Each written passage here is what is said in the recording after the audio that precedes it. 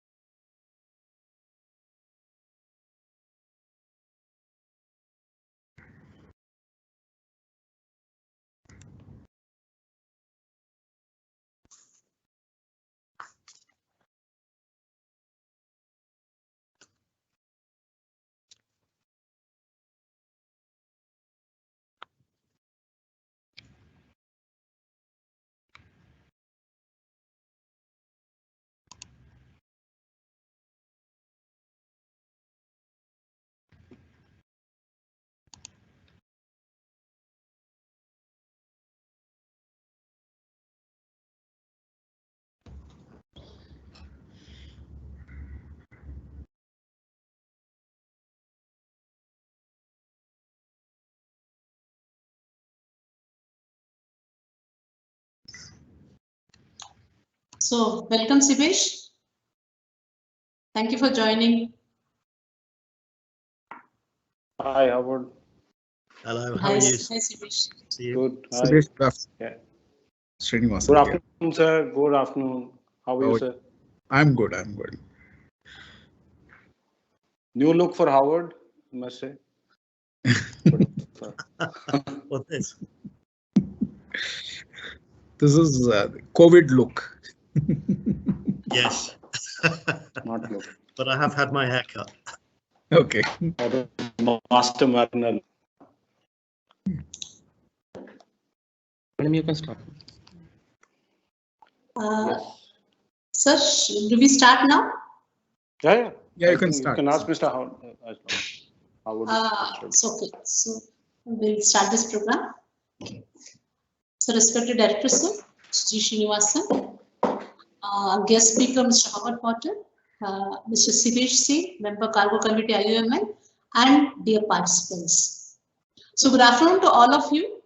And on behalf of NIA, I extend a very warm welcome to all of you for this webinar, which is organized jointly by NIA and IUMI. So as you are aware, today's topic for the webinar is marine cyber, cargo and logistics. I'd like to say here that cybercrime is a rapidly growing global threat in all industries.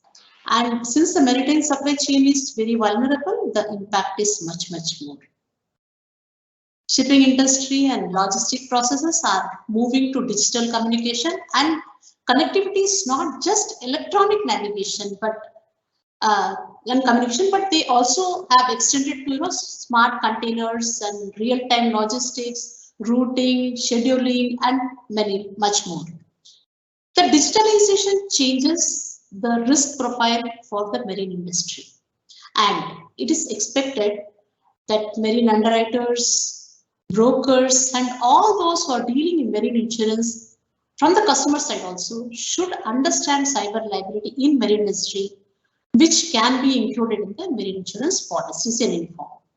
The next question is to whether insurers are keen to cover cyber liability under marine policy. The insurers, the underwriters globally are still exploring how best to include this cover in the existing form. And the present approach in cargo market around the world varies. Like some of the policies are very silent about this risk. Some contain cyber risk as an exclusion very clearly, and some of them they provide a very clear affirmative coverage with some capping or limited coverages. To understand all these issues, we need to start with some questions like how does a cyber risk insurance work in marine cargo? What all is covered? What is not covered?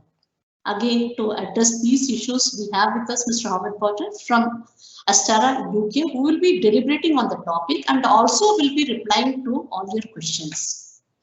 I request all the participants to write their questions in the chat box, which will be again viewed by us, and some of the questions will be addressed after presentation part is over by Mr. Sivesh Sen. And due to time constraints, we will be selecting some of the questions. The flow of events for this program will be like opening remarks by Mr. G. Srinivasan, our Director NIA, presentation by Mr. Howard. Lastly, Sivesh Sen will take over the question answer side, and he will be taking up the questions, he will be asking questions, which will be replied by Mr. Howard. So let us start this program. So dear friends, we will have this opening remarks from our director. And before we start, I hand over to him, I'll just give a brief profile on Mr. Srinivasan. Srinivasan sir is a very well-known name in the Indian financial sector and is also the longest serving CMD of public sector insurance companies. Sir joined initially in 1979 in GIC as WAO, and post his training, he was posted in New India Assurance Company. He joined NIA in 2018 after superannuating from largest public sector company, that is, this is New India Assurance Company, as CMD, where he was CMD for close to 6 years.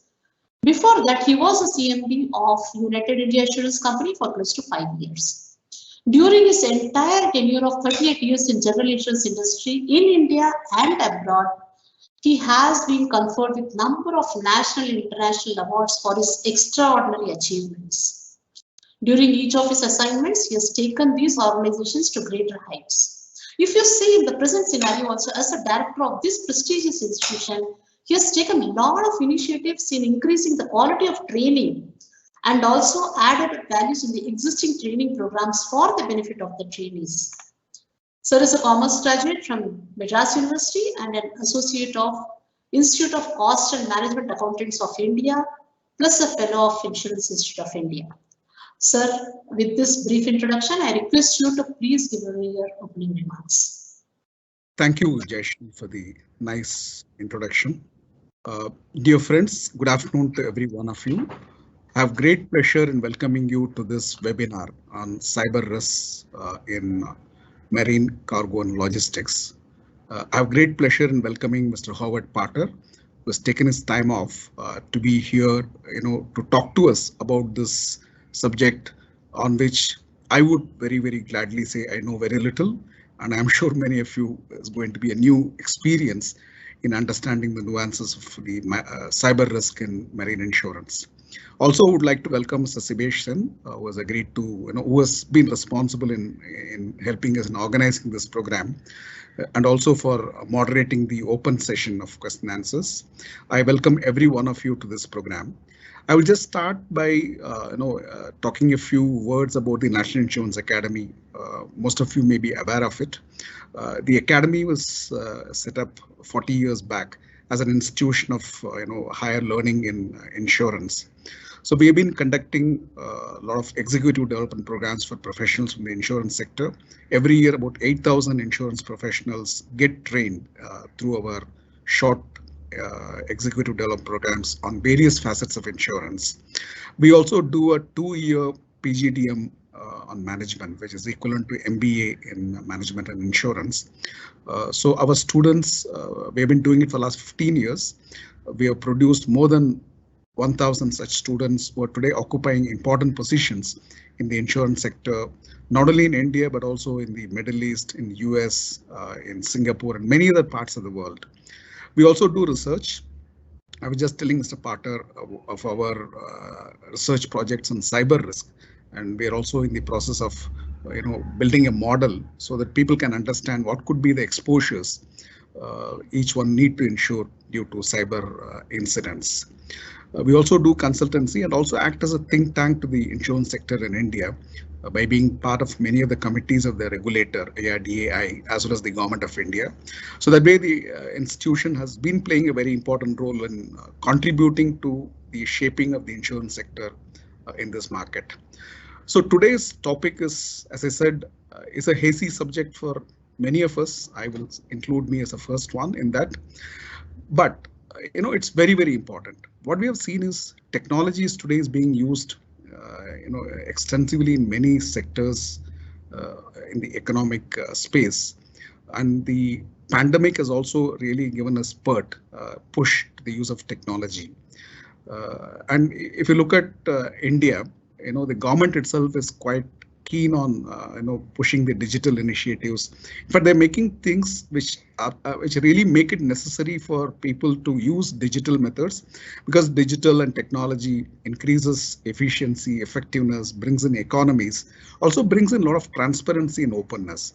So that way we are seeing a lot of growth in use of technology in various walks of life. In the insurance sector, for example, we see use of artificial intelligence, cognitive intelligence, blockchains in various aspects of our operations. And I think marine logistics and transportation sector has also been, increasingly using more and more technology.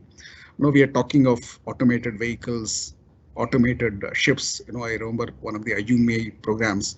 They were talking of a ship without a master, which can really, run on its own. So we are seeing use of technology.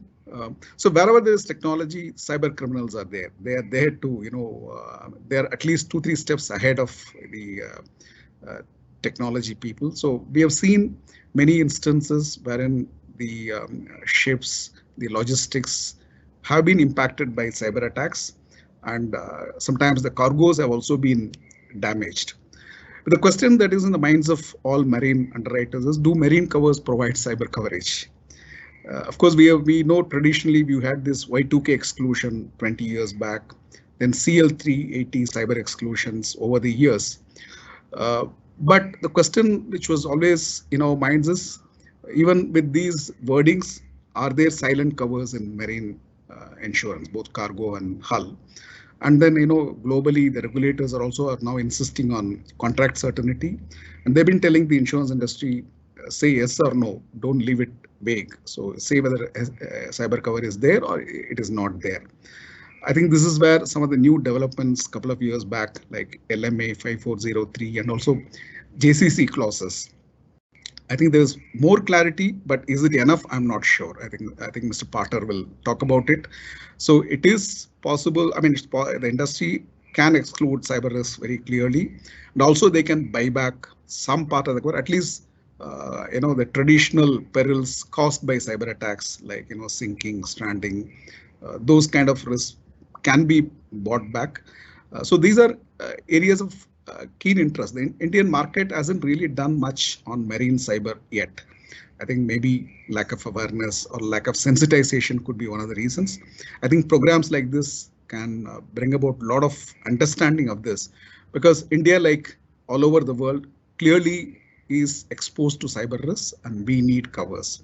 So thank you, Mr. Potter. I think this program will be a very interesting program. I look forward to your presentation. Thank you very much. Yeah, thank you very much, sir, for the very nice introduction. So let us move ahead, and I now take the pleasure to welcome Mr. Robert Potter for this program. Before he takes over, I would like to give a small introduction, a brief introduction of him to the participants and to the faculty member who is available here. So Robert Potter has worked in the marine insurance industry for past 27 years. After leaving the University of Oxford in 1994 with the joint honours in modern history and German language and literature, he went to work in the City of London in what was then the Institute of London Underwriters, the company which is equivalent to market equivalent of Lloyd's, and he worked in the marine hull team at Royal Global.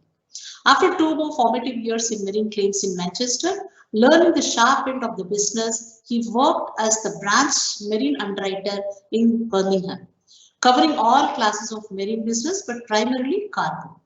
In 2000, he set up a new team to write and service marine business for CNA in Birmingham before transferring to CNA Canada in 2004 as marine manager for Canada.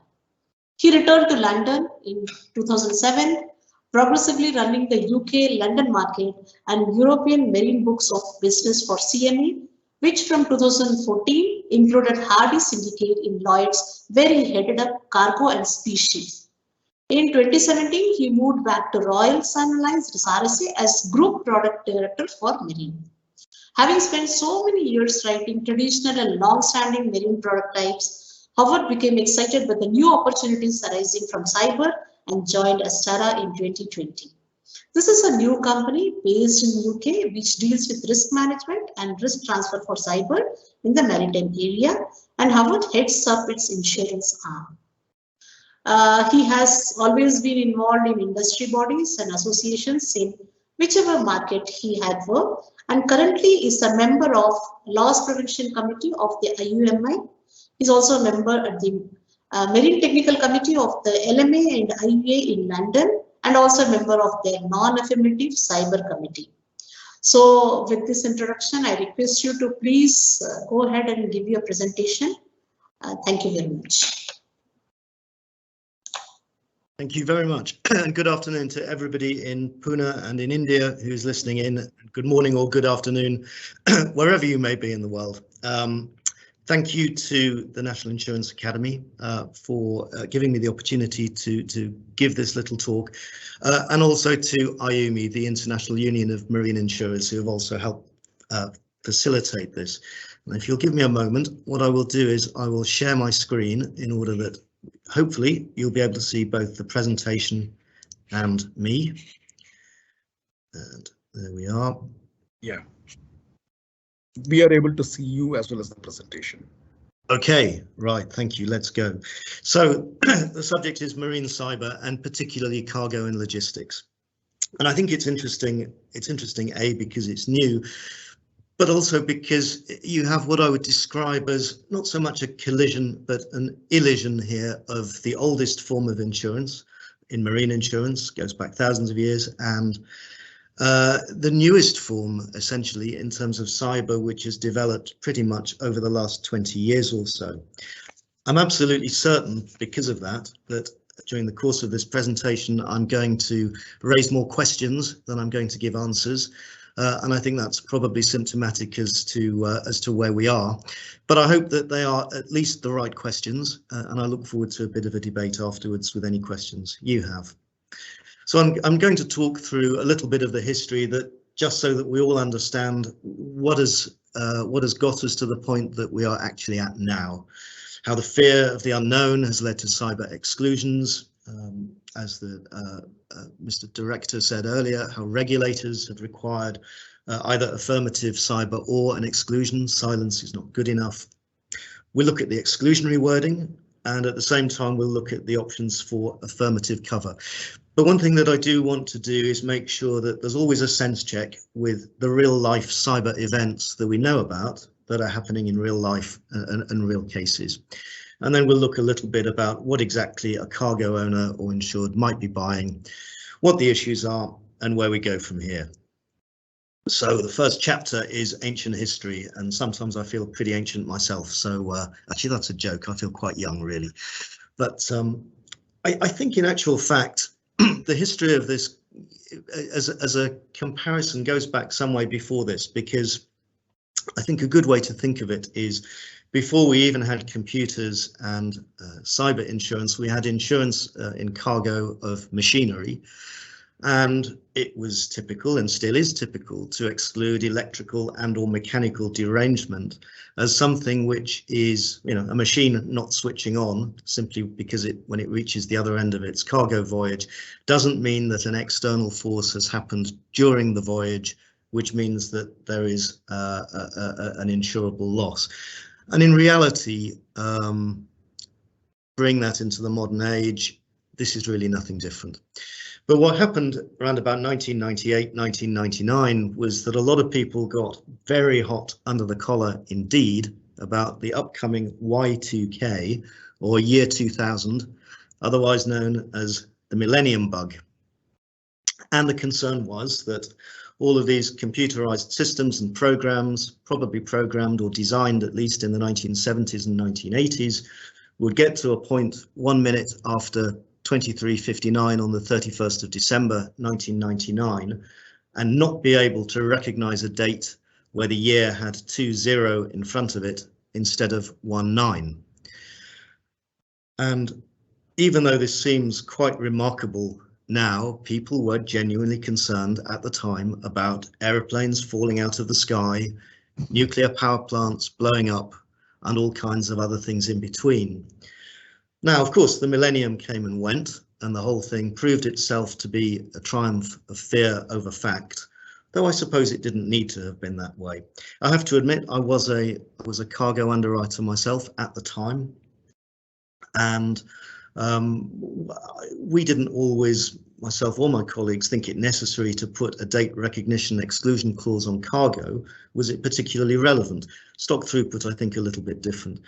But this did happen in the insurance industry. There was a concern that there would be uninsurable systemic losses. And even to this day, in fact, earlier this year, quite remarkably, I saw a policy with a date recognition exclusion clause on it. But very quickly after that, by 2003, we had dear old CL380, the cyber exclusion clause, coming in. And this is the first time, of course, we've used the word cyber, particularly for crusty old mariners like myself and my colleagues. That came in at the same time as CL370, which was the biochem exclusion. And those two things, again, they were just considered unidentifiable, not understood, systemic losses that could not be possibly covered by an insurance policy. Now, the CL380, which I'm sure you all are all aware of, excluded loss or damage caused by a computer, using a computer as a means for inflicting harm. And it brings in, for the first time, this idea of it being a means to inflict harm. Now, harm itself is not defined anywhere, which is slightly problematic. If we look to the Oxford English Dictionary, it refers to damage or injury. Well, damage we can understand as cargo insurers, not injury. In the UK, Computer Misuse Act 1990 refers to unauthorised use of computers causing damage, either material or otherwise, including dangers to human welfare, the environment, the economy and national security. And in other legislation, harm's defined as physical or other injury or damage, but it is not defined in this clause.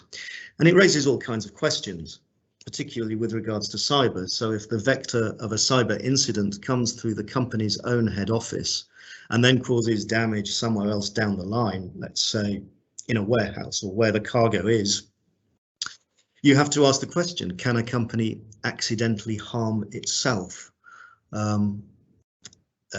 It's not something that's been addressed yet. And there is an issue, and I know this is a little bit of a joke. I've talked about this example with a lawyer friend of mine over here, but if you take literally the words of CL380, I could stand outside a truck full of cargo, and if the driver got out of the cab in order to have a break, and I hit him hard over the head with my laptop, and then drove the lorry away and stole the cargo, that would quite literally be using a computer as a means to inflict harm, and that theft would be excluded.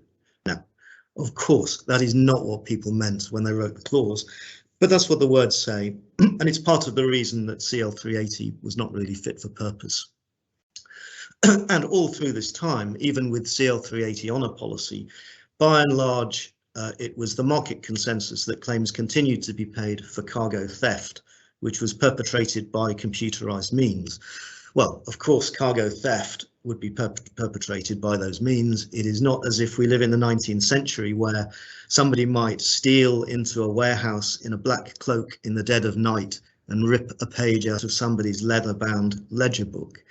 It's done on computers, and so those claims were paid.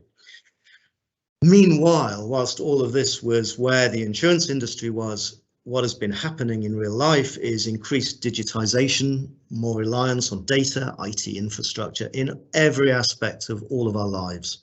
And this has happened exponentially. But where that has been, both in terms of losses and in terms of insurance, has not been in the realm of physical damage. It's been about data or privacy breaches. It's gone into the realm of trade disruption, business interruption, or regulatory breach. So it's been about fines and penalties. And then finally, in 2019, LMA 5402 as the exclusion, LMA 5403 with a potential write back was introduced, which brings us up to date. Now, my colleagues and I, we think that LMA 5403 is probably a bit of a lost opportunity. First off, those issues of harm and negligence are not addressed. There's still no definition of harm.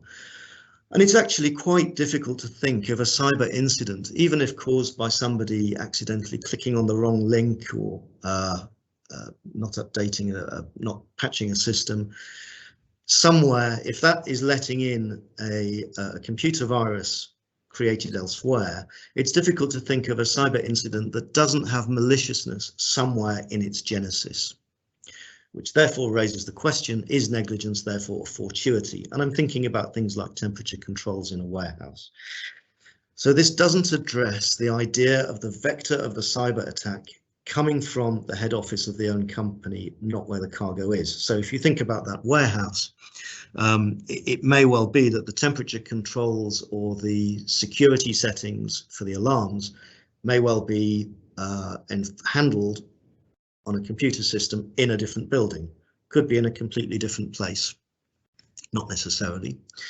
But if that is done, you have to ask the question, who is more culpable? Is it the attacker or is it the negligent board of that company that didn't enforce cybersecurity? You know, they failed to patch systems that they knew to be compromised. They permitted access to malicious code because they hadn't invested in appropriate defense on their systems. Again, all of these are difficult questions, but you have to put it in the context of the fact that according to the Data Breach Investigations Report 2020, insiders, malicious or negligent, were responsible for at least a third of all cyber breaches. And the whole thing continues this idea of a means to inflict harm, whatever harm is. There's also the issue of attribution. And, you know, if a vessel or a cargo hits a mine at sea, you know that that is a war loss. If cargo is set on fire by strikers, you know that that's covered under the Institute strikes clauses. The streams go blank. It is very difficult to look into the mind of that cyber attacker, if you could ever find out who it was, and find out what the real attribution is for the event. Was it a terrorist? Was it an environmentalist? Maybe they didn't like what that company was doing. Goes back to the old thing, one man's terrorist is another man's freedom fighter. Could be a disgruntled employee or former employee, or you know what, it could just be a bored teenager messing around sitting in New York, London, or even Mumbai. Or more perniciously, of course, state actors or agents, proxies of nation states. And by that doesn't have to be all the old favorites like North Korea or the Islamic Republic of Iran, or could be Israel, could even be the United Kingdom or the United States. And the point is, you wouldn't necessarily know. And to find out would be an extremely difficult and extremely expensive task. The point being that which of these things it may be may affect coverage under different sets of clauses. So if you think simply about war clauses, you've got the issue of different duration, the duration component of the institute clauses to take account of. That's enough about the problems with wordings. At the same time, sitting beside that, there is the issue of regulation, which we talked a little bit about before, which is all about having no more silent cyber. Lloyd's issued a market bulletin in 2019, which said that first-party insurance business, including cargo policies, had to be either fully affirmative or exclusionary by 1st of January 2020, and that has happened. Equally, in the company market, the Prudential Regulatory Authority, the PRA, which regulates insurance companies in the United Kingdom under the auspices of the Bank of England, they were a little bit ahead of the curve and issued a similar intent supervisory statement in 2017.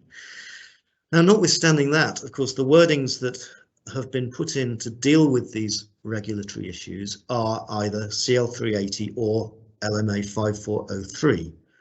Imperfect though they may be, and this is not it's not a criticism of the drafters of those clauses by any means.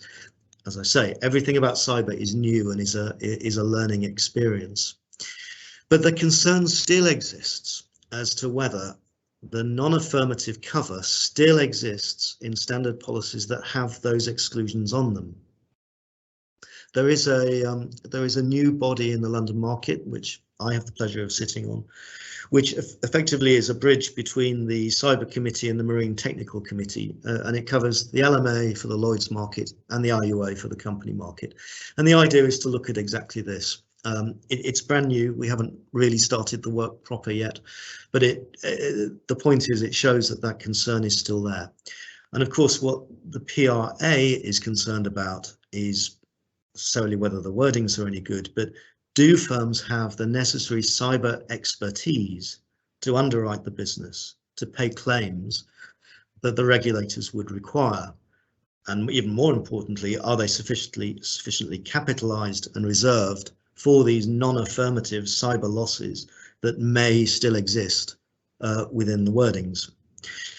So whilst there may, and I do use the cautionary word, may be some non-affirmative cover still within exclusions, some of the buybacks may not necessarily be fully affirmative cyber policies, because a buyback by its nature will also always follow the intent of the purchase of the underlying cover. There is CL 437 clause 437 introduced in the cargo market in 2019. And I have to admit, this does go quite some way in dealing with the problem, which effectively gives cover for a cyber event as a proximate cause, so long as it's occasioned by a peril under Institute Cargo Clauses C, so stranding, sinking, burning, etc. It still requires harm. There is still that test, and also, you have to set that against the fact that most cyber losses, we'll come on to this in a moment, are about non-physical damage, not about physical damage. And there is yet to be, doesn't mean there won't be, but there is yet to be a major casualty which was caused by a cyber incident. Now, I think taken in the round, the failure to answer these key questions will ultimately lead to, well, lack of certainty in the insurance product. That may manifest itself as litigation in respect of non-response to claims, certainly lack of contract certainty. And there is certainly still a case that underwriters are running pretty scared, and understandably so, of aggregation. And we have to remember in all of this that aggregation in cyber is completely different to the aggregation that we understand as cargo underwriters. It's not about weather, it's not about geography. Remember, cyber incidents know no international boundaries. It's about systems used, and it's about dependencies that companies have on particular systems. So that's something that's very different. And again, that ties back in with what the PRA wants to make sure is happening properly and in a professional manner. Real life. There are lots and lots of cyber incidents in the marine sector. There can be claims as low as $20,000, $30,000. These are ones which I don't mind mentioning because they're very well publicized. If you Google any of these, you'll find all kinds of articles talking about them. And the most commonly mentioned ones actually are container lines and logistics companies dealing with containers effectively. And this is understandable because unlike, let's say, the tanker trade, you are going to have online booking systems which will have natural vulnerabilities because you're going to be open dealing with people from all walks of life all over the world who want to have their cargo moved. Now, all of this can be prevented, systems can be protected, but nonetheless, as a vulnerable sector, it's pretty obvious why that is. And so there's some well-known incidents there. Ports and terminals as well, and it's the same thing, handling cargo. And of course, we saw this most recently this year in South Africa earlier in the year. Also in the last 3 years, a well-publicized offshore loss, Shimun 3 in the Gulf. And there were also head office hits, famously the IMO themselves in September last year.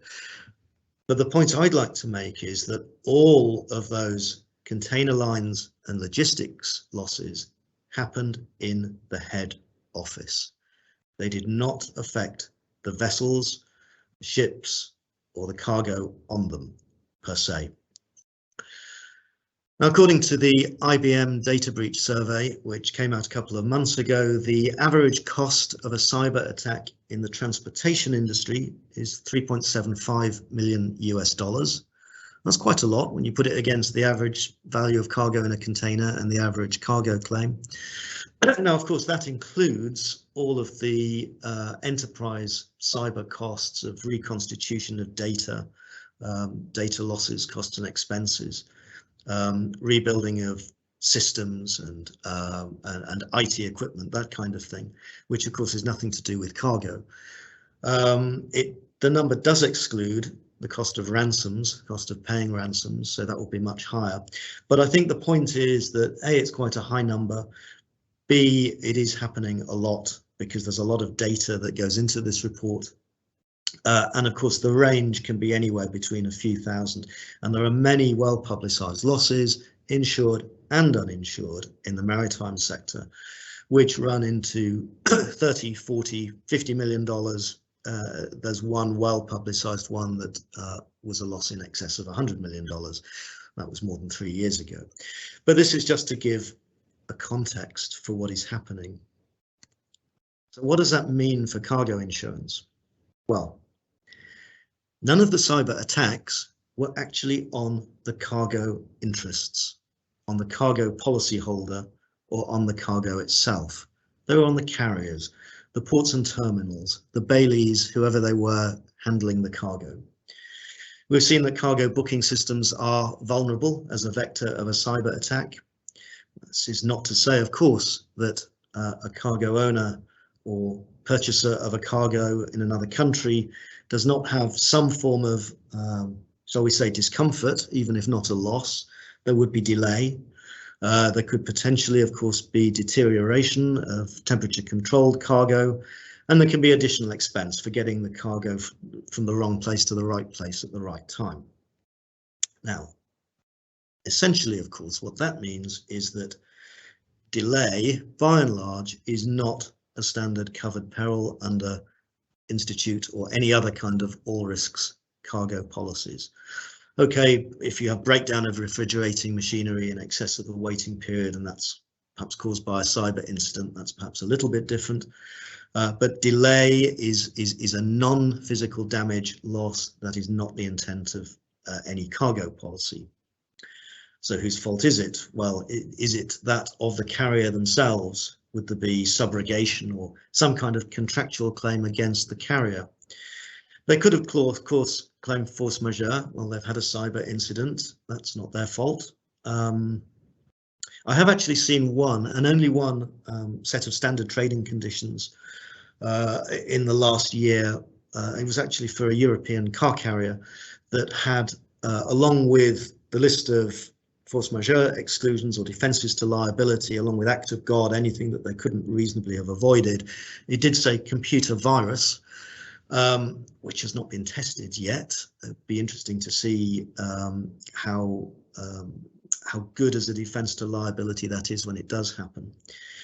But I think what we will start to see, and we will start to see it when there's big enough money involved, is people starting to investigate, well, could that carrier have avoided the cyber incident, e.g. by patching their systems, upgrading them, or making sure that in every office around the world they had Microsoft Office 365 with advanced threat protection on their systems, that they had full email security as good as it can get. And if they didn't, then why not?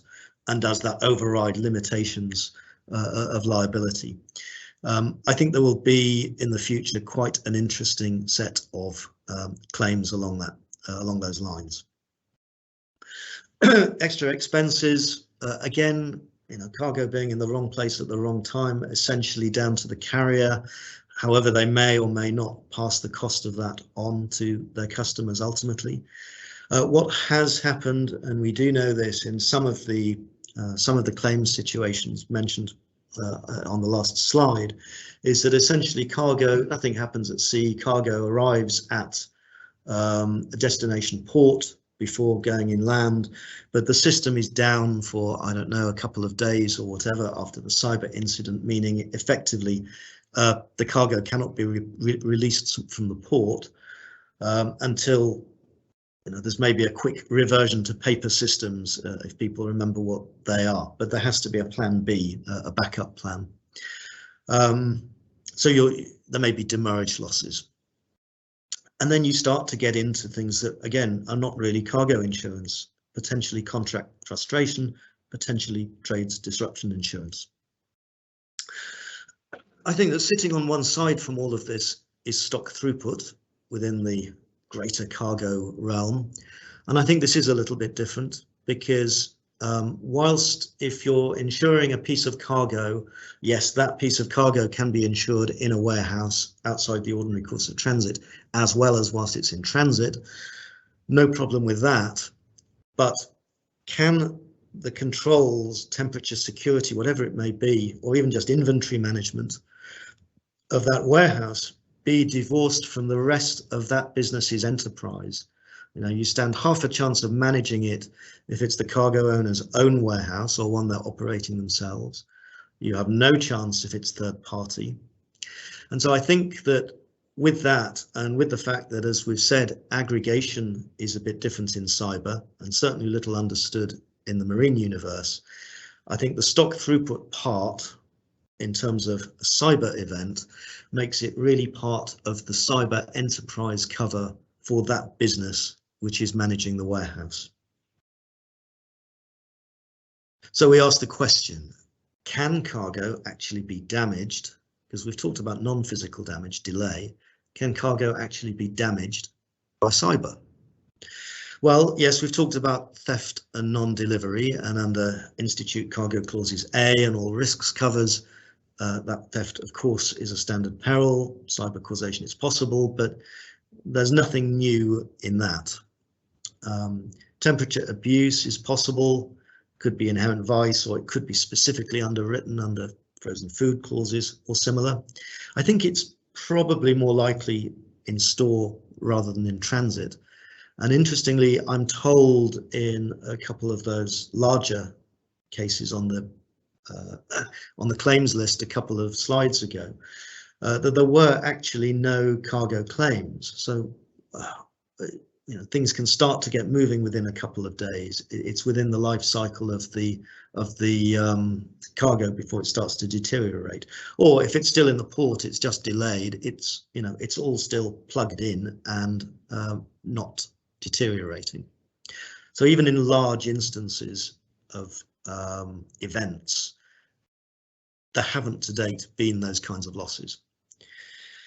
And then there's other physical damage, by which I'm thinking damage to the carrying conveyance, which in turn causes loss to the cargo.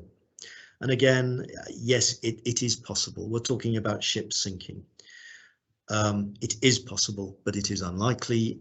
To date, there has been no major casualty caused by, or insurable casualty for physical damage caused by a cyber incident at sea. So we ask the question, is there really a problem? And I think there is one which I'd like to talk about, and it's not so much a problem as something that needs talking about, probably in a wider arena, and it's general average. Now, don't get me wrong, I am a huge fan of general average. I think it's fair, it's equitable, it is a well-known, long built-up system which works when it's declared for the right reasons, of course. Now, the York-Antwerp rules remain silent on cyber. They were, of course, written long before it was ever invented. And the recent update doesn't talk about it either. Essentially, what it's saying is, regardless of the occasioning of the general average is general average. So let's look at the potential scenario. And as I say, this has not happened yet, but most people I've spoken to think that it may do. The potential scenario is, let's say, the jamming of navigational equipment, which causes some kind of event. whereby that intentional sacrifice is necessary to save the overall common maritime adventure. If that happened, then would the peril applicable for the purposes of the cargo policy be general average, i.e. one of the perils of the seas? It's general average because it's general average. Or would it be cyber and therefore potentially excluded under the policy? Would cargo policies therefore respond? Would cargo interests be able to put up the necessary bonds, guarantees to secure release of the cargo, keep the whole system moving? And would general average adjusters be able to apportion where cyber interests come in? Well, they probably could, but they've never had to do it before. It's a new complication, and you know, the average general average adjustment that might, with a lot of cargo interests, might take, say, 3 to 5 years to be settled, may potentially take even longer. And going back to what I said earlier, would there need to be an attribution exercise to ascertain the origin of the cyber attack itself? You know, was it war? Was it terror? That would be a whole complication and area of pain that would also need to be looked at potentially. Now, I think this needs a conversation in a wider forum. This is actually the first time we've been talking about it quite a lot, but it's the first time I've mentioned it publicly. For me, today's answer, given where we are, would be that, and we're talking about container operators here, essentially, but container operators, if they think that the GA has been occasioned by cyber, should probably avoid declaring GA because of these problems until all of these issues have been ironed out so that there is some kind of global consensus as to what the intent of cargo insurance is. Now, they can do that, of course, provided they have some form of enterprise cyber insurance that, you know, will pay for their liabilities and everybody's back in pocket given the event. And all of that is possible today. So we've talked about where the wordings are, and they are where they are. The regulators, the reason we've got to the point where we're at.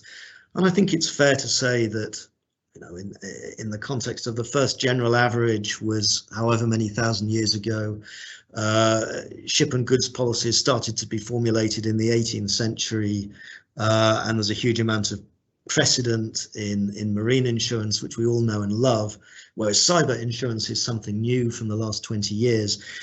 I think we're at a state of quite understandable immaturity in the market. But notwithstanding that, I think it's important to talk about risk management and loss prevention, because this is another side to, as well as insurance, that needs to be taken account of. The point here really is that cyber events can be avoided. Not all of them, you can't avoid everything, but you can manage it to some extent. Now, we, and indeed the IMO themselves, use the United States NIST cyber framework. That's the National Institute of Science and Technology. And essentially that has 5 key elements to it: identify, protect, detect, respond, and recover. And that runs through everything. So you don't stand a chance unless you can identify where the loss might come from in the future. And that might be to do with systems, or it might be to do with people, training, how they use the system. And then you've got to protect yourself against it, both physically and technically, you know, the people side, train your people. Then you have to be able to detect a loss. There's no point finding that a loss has happened a year ago, and ultimately you've got hundreds, if not thousands, of events or instances of the same event. You have to be able to detect it. You know, that might cause problems with paperwork, customs paperwork, all kinds of things, particularly for logistics companies. Then when it does happen, you have to be able to respond effectively and recover with minimum disturbance. So that's all about having good business continuity plans, disaster recovery plans. Identify, protect, detect, respond, recover. NIST does not tell you how to do any of these 5 things. It recognizes that every company is different, different sizes, they're doing different things. And of course, in different geographies, we understand, of course, we all know that some parts of the world are going to be 100% paperless, reliant on systems. Other parts of the world less prone to cyber issues, much more used to paper systems for dealing with things still, and therefore they would have less of a problem in terms of getting back on their feet. So it's different for everybody, but the basic principles are the same. The IMO's view is that each vessel carrying cargo from the 1st of January this year needs to be able to demonstrate in its safety management system document of compliance, its ticket to trade, that it has gone through that whole identify, protect, detect, respond, recover. Cyber seaworthiness is up there along with safety of life at sea and protection of the environment. And this comes into the ports and terminals world as well with the ISPS. So whilst it's a guide, it's a very good guide. It gives a framework, and whether you are the cargo owner, whether you're the logistics company, whether you're the shipping line, the port or terminal, with insurance, whatever that insurance may be, this is the way to manage cyber. And like anything else in terms of safety and how people behave, it can only be managed in the company's head office. So as a wrap up and conclusion, and I did say that I would raise more questions than I would be able to give answers to. What we're seeing is that cyber attacks are not on the cargo interest. They are mainly on the carriers of the cargo. Therefore, risk management and contractual responsibility, as far as it goes, should lie with carriers, bailees, logistics companies, ship owners, ports and terminals. It's not to say cargo owners are not affected, but by and large, so far, by perils which are not the main intent of cargo insurance, such as delay. I think that stock throughput is a cyber property owner's issue, because the cyber event is not going to know the boundary between that piece of cargo and the rest of the IT estate. General average, I think, is something that needs to be discussed more. But by and large, cyber is a man-made problem, and whilst it can't be prevented totally, same as any crime, it can be risk managed and it can be partially prevented. We've seen that the current wordings are not wholly satisfactory yet. Exclusions may still contain silent coverage, buybacks may not entirely solve the problem, and there are still the concepts of malicious activity and harm, which are potentially problematic. What we do know, however, is that cyber is here to stay. And I think the answer for today is that it's those people who are suffering the cyber attacks who can risk manage themselves and can purchase insurance, both for what happens at sea and what happens at land in their offices, the rest of their IT estate, their business, is those ship owners, carriers, ports and terminals. They need to buy cyber insurance, but a cyber insurance which responds to cargo claims, which of course goes back to contracts and liability and all of those things as well. And that's possible. That's something that we are actively involved in. I think, you know, the rest of the market is moving, but as I said at the beginning, we have an illusion of the old and the new. And I think what's certainly true is it's exciting to be involved in something that's new. So I hope that is food for thought. Thank you once again to both the National Insurance Academy and to IUMI. And I can't promise to answer all of the questions, but I will certainly try. So thank you, Howard. I think that was quite a refreshing talk, because we've really not had this discussion in the Indian market. This is, I think, for the first time we're really exposing our people to some of these discussions. Am I audible, sir? Yeah. Okay. So, Howard, while I agree with you, the problem sometimes with marine insurance is it's not that it's not your car or it's not your factory that you can just take everything, all precaution. In the logistics world that we live in, there are too many people in between and to manage everybody, and there could be losses at every end. For instance, I think all the major shipping lines have been attacked in some way or the other. I remember, I think Maersk, CMA, Costco, as well as MSC, all these major shipping lines have been attacked at some time or the other by malware and the others. And I think the second biggest worry is, of course, the shore installations that get attacked often, where people find it difficult to really manage their container. Entire systems are taken off. And then, of course, they ask for piracy cover, and ransomware is what they finally end up asking for. So I think it's a very difficult world, and I think some people have ventured to ask some questions. Let me see if I can share with you some of these questions. The first question says, is it possible to have a cyber risk scenario in a rail freight operators? Freight Railway, operator. yeah, railways movement. I think so. Yeah. Should. I think that's analogous to the example of the container lines who had head office attacks. Now they are, I think it's more likely to be on the head office, which will affect the operations. You know, all of these things have happened, but it doesn't necessarily lead to, and hasn't so far as I know, led to damage to the cargo. The most common example is ransomware, and I'm glad you mentioned that as well. Contemporaneously with the whole world going home to work in March 2020, there was, within that first 6 months, 400% increase in ransomware events globally. And we've seen that trend continue quite significantly. So that's where the loss, I think, is likely to happen. But in terms of the type of business, yeah, absolutely. And there are plenty of people who would like to disrupt international trade. So I think the next question is a little interesting one. It says every emerging risk creates an opportunity as well.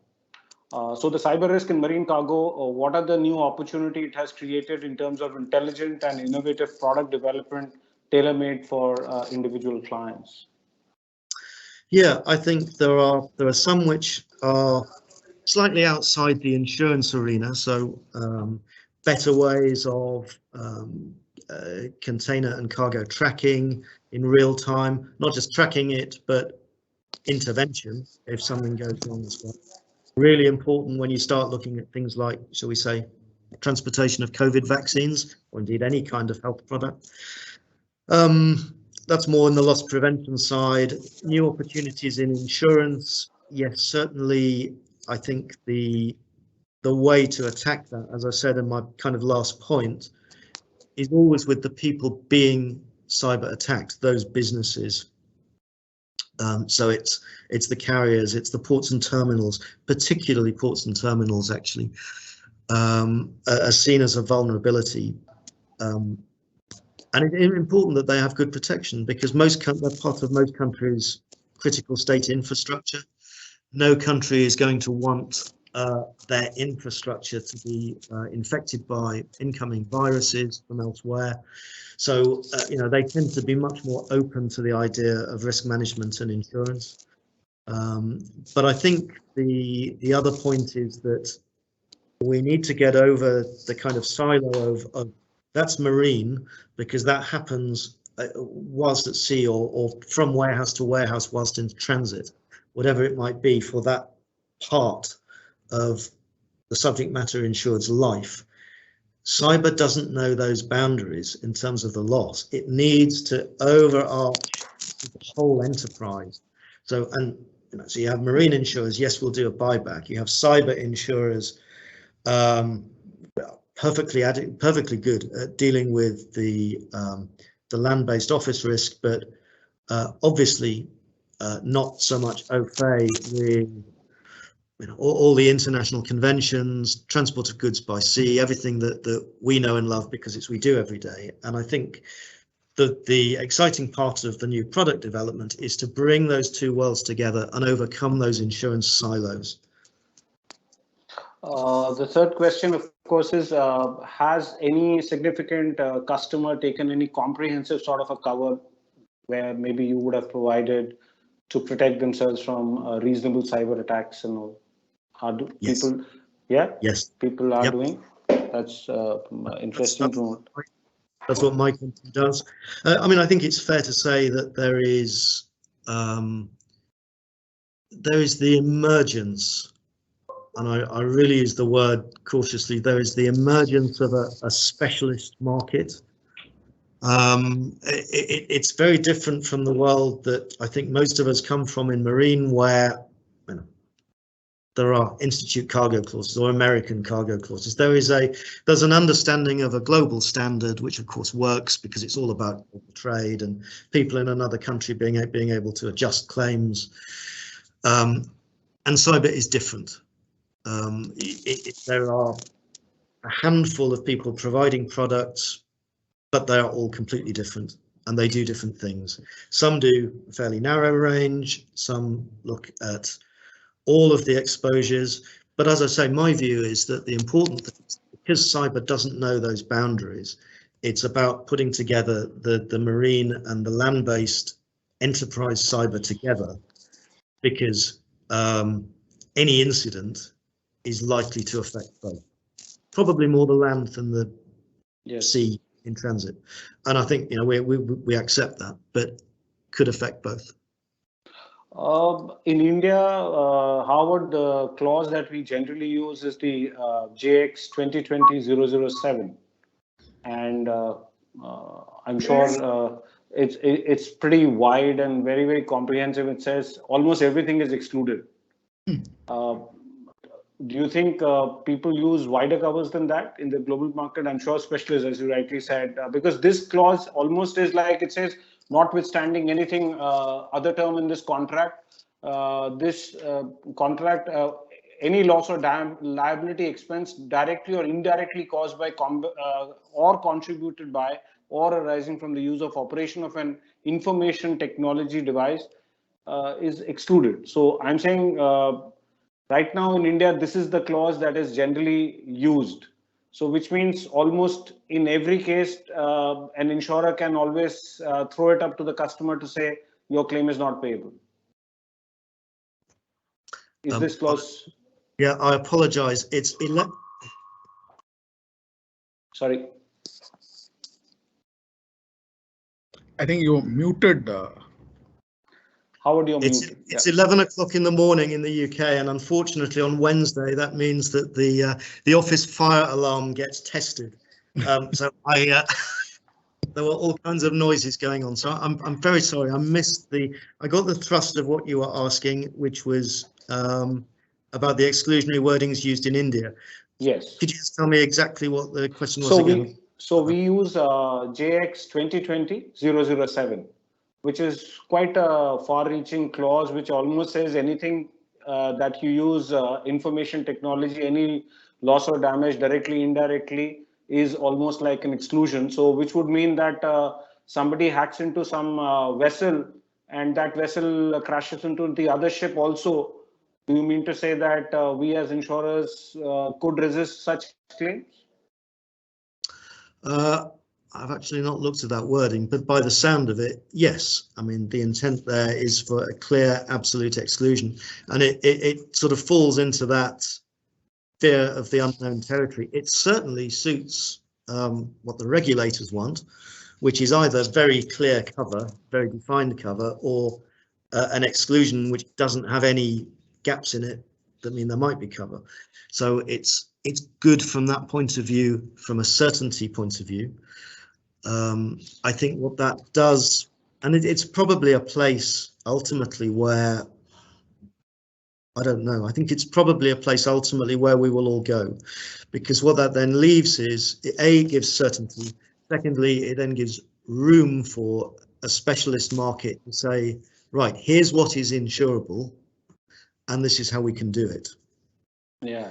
And that needs to, again, going back to the earlier point, take in not just the marine cargo part, but the land-based enterprise office part as well, because you can't really divorce the two. So I don't have a problem with really clear exclusions, but of course, you know, you've got to be clear with the customer that that is what they're getting. There are some questions, as I mentioned in the talk itself, that I think there will be ultimately some further consensus arising in the market, a little bit like, in years gone by, we had a CL380, but we still paid theft claims because theft is theft. We may get to the same point of understanding about general average. So if we can get a consensus as to what rightly belongs in a cargo policy or a hull policy or marine liability or whatever, and what needs to be picked up by a marine and enterprise cyber policy, then I think that it will go two ways. And we're not quite there yet, but these are exactly the conversations we need to have all over the world so that everybody starts to understand this, and that is the eventual outcome. So stemming from my first question, that marine is too many intermediaries in between. For instance, when we actually even do cyber risk insurance in the liability segment, we examine the security system, safety measures, firewalls, so many things. So how does Astra as a company, while you can say that, okay, this is NIA Pune, which wants a cyber risk insurance, but what about the movement? How will you manage the transporters, cyber security, then the shipping companies? How does Astra look at such risks, which is far reaching rather than just a customer? Because it's a whole chain that you manage in a cyber. Yes, well, there's that which same as anything, there's that which you can control yourself as the insured, and what you look at, what you do, how you do it. And then there is the whole piece of cyber that means it's about the dependent organizations, which might be IT providers that company has that may be outsourced. Well, you need to look at how they are. If they are providing the IT service, you need to look at them. It's not necessarily a simple and straightforward thing. Or you need to look at the infrastructure for service level agreements and liabilities and indemnities that they have with their IT provider, so that if you were to underwrite a case like that, you can understand exactly who is responsible for what. You know what you can risk manage, you know what you can't control, and you know what everybody is supposed to do, and most importantly, you know the consequences of who pays for what when things go wrong. I think, Sandy, one last question which has come up. If IoT comes about, won't cargo get directly affected, especially perishable cargo in reefers? I'm not too sure where they... Yeah, it's a really interesting question, and this is really early days. What we've looked at in more detail, because it's happened more, is IoT in port facilities, so port equipment. IoT in containers starts to get a little bit more remote. I think what is more likely is that cargo will continue to go on its merry way. Okay, fine. The risk, I guess, is it might get diverted, stolen, lost, but does that mean that it's excluded anyway under the cargo policy? Arguably not. But by and large, the attack or the ransomware event is going to be on the business, on the head office, not necessarily on the cargo itself. And if the cargo is that valuable and that expensive, and you're starting to get into specie and high value world, then it's going to have extra protections, security guards or whatever on it anyway. It's still going to be about that preventing that physical loss. Where the losses are likely to happen from cyber, I think, is the non-physical damage, all of the expenses involved in that kind of scenario. But yeah, you're quite right. It's new, and that is also an emerging risk. Finally, the last question: how do you price such risks? How do you price? How do you price? Oh, it's call me. Anybody who wants to call me. Thank you, Howard. I think as your surname is, it conjures up the wizardry of the world and the world of Rawlings, but I'm sure the world that you've taken to yourself is no less magical.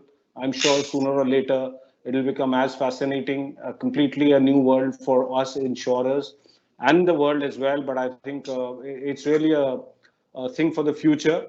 And we just hope we find those stations where we can just walk through and what 10 3/4 or whatever was the station number. I'm forgetting but I think it's always a pleasure listening to you. It's a very different world, and I'm sure the market will also evolve on its own.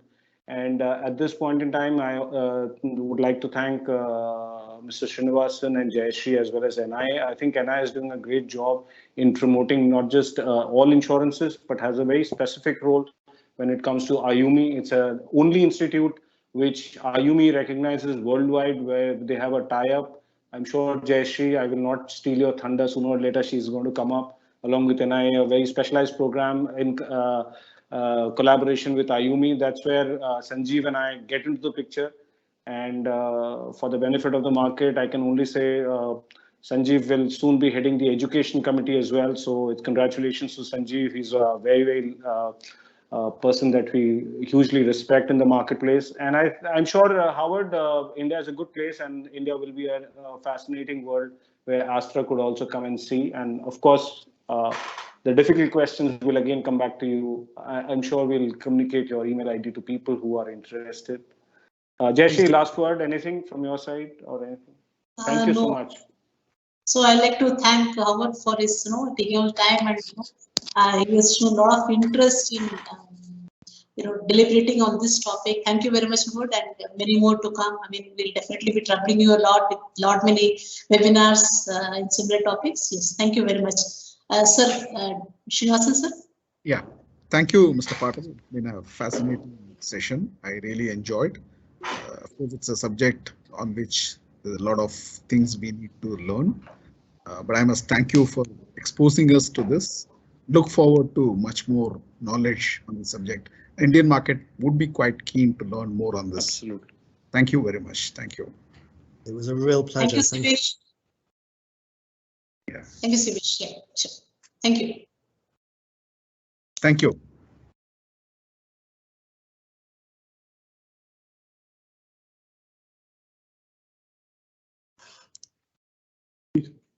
Yeah.